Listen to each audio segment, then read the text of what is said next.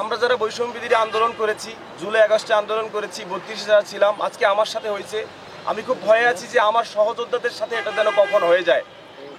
তো সেইটা যেন না হয়, সেই জন্য আমি 7 দিনের আলটিমেটাম দিয়েছি এই সরকারকে। স্বৈরাচার তো বলেছেই যে যারা ধানমন্ডি 32 ভেঙেছে তাদের ঘর বাড়ি থাকবে না, জ্বালায় পোড়ায় দেওয়া হবে। তো ধানমন্ডি 32-এর পরেই আমার বাড়ি, এটাই মনে হয় প্রথম তাদের প্রতিশোধ, জ্বালায় পোড়ায় দেওয়া। আমি দেশের জন্য কথা বলেছি, দেশের মানুষের জন্য কথা বলেছি, বাংলাদেশের জন্য কথা বলেছি, বাংলাদেশের মানুষের পক্ষে কথা বলছি এবং বলে যাবো ইনশাআল্লাহ। যার সূত্র ধরে এই স্বৈরাচার পালিয়ে গিয়েও স্বৈরাচারের বিষ দাঁত দিয়ে কামড় দিয়ে আমার এত বড় একটা বাড়ি এক নিমিষে ভেনিশ করে দিয়েছে। আমি ঢাকাতে ছিলাম, রাত 1:45 মিনিটের দিকে এভাবে আগুন লাগাই দেওয়া হয়। কোনো কেমিক্যাল ব্যবহার করে আগুন লাগাইয়া দেওয়া হয় বলে আমরা ধারণা করি, কারণ ফায়ার সার্ভিসকে ফোন দেওয়ার সাথে সাথে তারা চলে আসে, কিন্তু এসে কিছুই পায় নাই তারা। আপনারা ইতিমধ্যে ফুটেজ দেখেছেন, ভিডিও দেখেছেন, সব কিছু ভেনিশ হয়ে গেছে। এবং সবচেয়ে ভয়ঙ্কর বিষয় যেটা, সেটা হচ্ছে তারা শুধু আমার ঘরবাড়ি জ্বালাই দিয়ে শেষ করতে চায়নি, তারা আমার পরিবারের মানুষজন মেরে ফেলতে চেয়েছিল।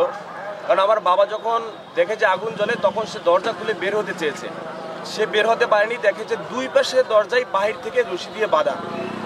তারপর আমার বাবা ঘর ভেঙে, দরজা ভেঙে তারপরে বাহির হয়। এর চেয়ে আরও ভয়ঙ্কর বিষয় হচ্ছে, কষ্টের বিষয় হচ্ছে, আমার বাড়িতে আমার মা বাবা, ভাই ভাবি, অনলি 4 মান্থের আমার ভাতিজি ছিল, জাস্ট 4 মাস এবং 4 বছর আমার ভাতিজা। সবাই আজকে আমি কিছুই পেতাম, আজকে আমি যে আপনাদের সাথে কথা বলছি, আজকে এজ এ কাফি এতিম থাকতাম। আমি কিছুই পেতাম না। আপনারা আমার বাড়িতে গেছেন, দেখছেন সব কয়লা, এরকম কয়লার মতো আমি পেতাম।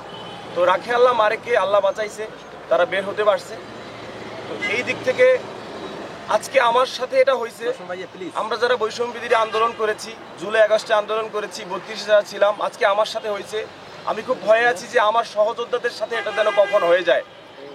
তো সেইটা যেন না হয়, সেই জন্য আমি 7 দিনের আলটিমেটাম দিয়েছি এই সরকারকে। এই সরকারকে তো জুলাই আগস্ট আন্দোলন করে আমরাই বসাইছি, ভাই কথা বলতে হবে।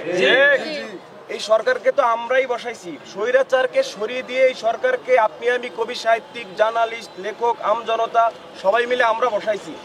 তা আমাদের তো নিরাপত্তার দরকার আছে। আমরা যারা ফ্রন্টে থেকে আন্দোলন করেছি, আমাদেরকে তো টার্গেটে তারা রাখছেই। আজকে আমার ঘরবাড়ি ভেঙে ফেলছে, আমার খুব ভয় হয় আমার সহযোদ্ধার যেন কবে হয়ে যায়।